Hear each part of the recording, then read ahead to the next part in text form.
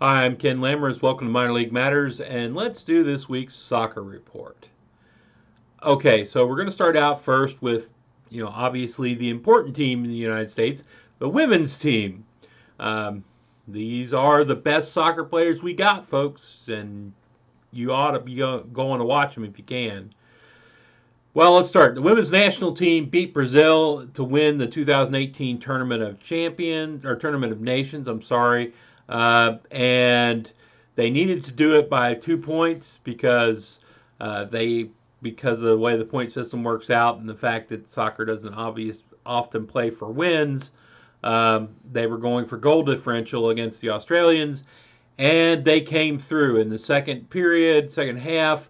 The women's national team just boomed and ended up beating Brazil 4-1, which put them on top. And then beyond that, what we have is the Courage. We're in the ICC International Champions Cup. Teams that were playing around, they just kind of, you know, well, they won their way through, beating teams from France, England, and I think Spain. Nope, nope. The last team was from Paris.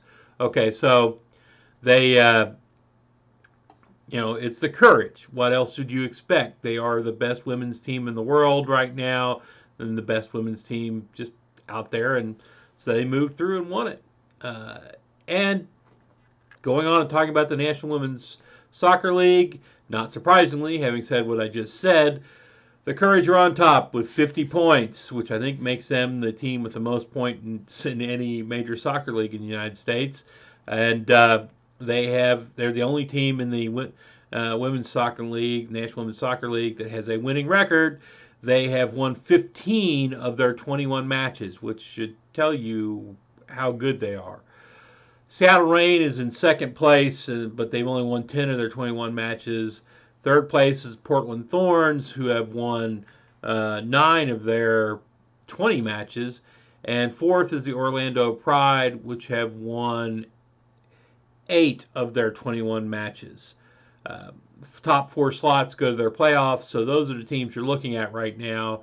And if North Carolina keeps playing like it's playing, it'll blow through all those anyway, and maybe a foregone conclusion. But who knows? The Thorns are fun to watch, and they've won 4 of their last 5, so they're on the charge. We'll see.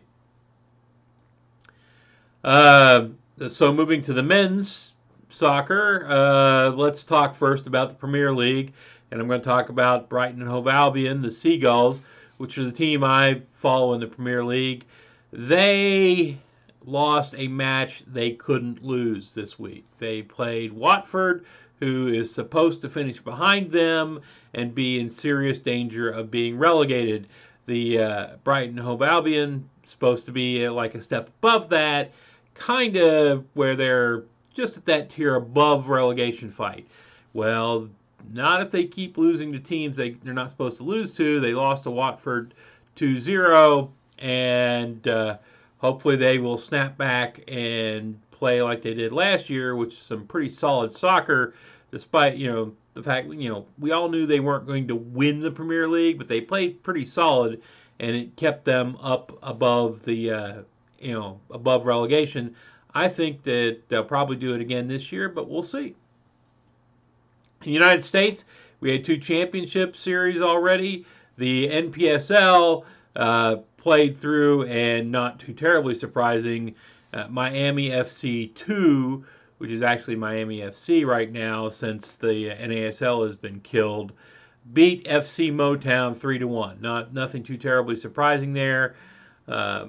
FC Motown fought their way through and did well, but Miami's, I'm sure, got talent that probably should be above that level. The PDL, the other non-tiered league, there's another one too, USPL, but they don't really do a national championship. The PDL did, and their national championship ended up with the, Calgary Foothills beat Reading 4-2, but it was in the second overtime period. So it was a good match. It was a good match up to that time, and I actually got to watch that one. I was able to find it on YouTube, and it was interesting and fun to watch. The problem with the PDL is that they often play on high school football fields, and the football fields for high schools nowadays aren't the old grass fields where you would paint on, you know, lines and stuff. Nowadays they're turf, right? And so that line ain't coming off from that football field, so it's hard to tell where the soccer lines are sometimes. But still, it's fun to watch. In the USL, in the West, we've got a couple teams with winning records still. The Rio Monarchs have won 15 out of their 23 matches and have 47 points. Orange County SC has won 14 out of its 25 matches and has 47 points as well. Sacramento Republic is the third place team, but they do not have a winning record, having only won 12 of their 25, and they're down to 43 points. In the East, in the USL, FC Cincinnati continues to kill everybody and has won 14 of its 23 matches. Pittsburgh Riverhounds are doing well and doing it well as well, and they have won 12 of their 22 matches. They're 5 points down from FC Cincinnati. FC Cincinnati has 48 points. Pittsburgh has 43. Charleston Battery is the first team in with losing record, having won 11 of their 24 matches and having 43 points as well. Louisville actually still has a winning record, having won 11 of their 21 matches. Louisville clearly has several matches to make up, and they could move up significantly if they do really well on those. We'll see. They're supposed to have their new coach, I think, soon. I think he may be in for this next weekend, so we'll see where that goes, how well they do once they get a new coach in. In the MLS, in the East, we got Atlanta still on top. They've got a winning record with having won 14 of 24, and they have, let me see, points, 48 points. And the right behind them at 47 are both New York Red Bulls and New York City FC, both of which have winning records. New York Red Bull having won 15 of their 23, and NYFC having won 14 of their 24. And then the next team down is the first team with a non-winning record, and that's Columbus Crew SC, having only won 11 of their 24 matches, but still in the running at 39 points, significantly back from the top three. In the West, FC Dallas is still on top, having won 12 of their 23 matches. They are, however, the only team in the West with a winning record. Sporting Kansas City and LAFC both are right behind them with 39 points apiece, while FC Dallas has 42. Sporting Kansas City has only won 11 of its 23 matches, and same LAFC has only won 11 of its 24 matches. So they are not winning teams at this point.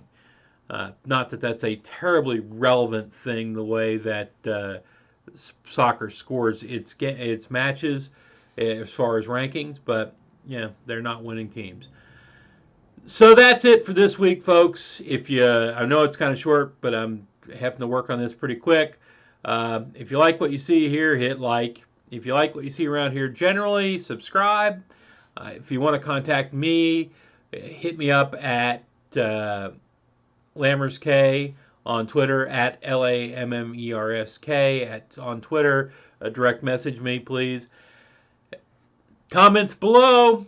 I promise I will try to read them. As always, I cannot promise I will comment or re-comment or reply, because other things like work get in the way. And got one last thing to say to you.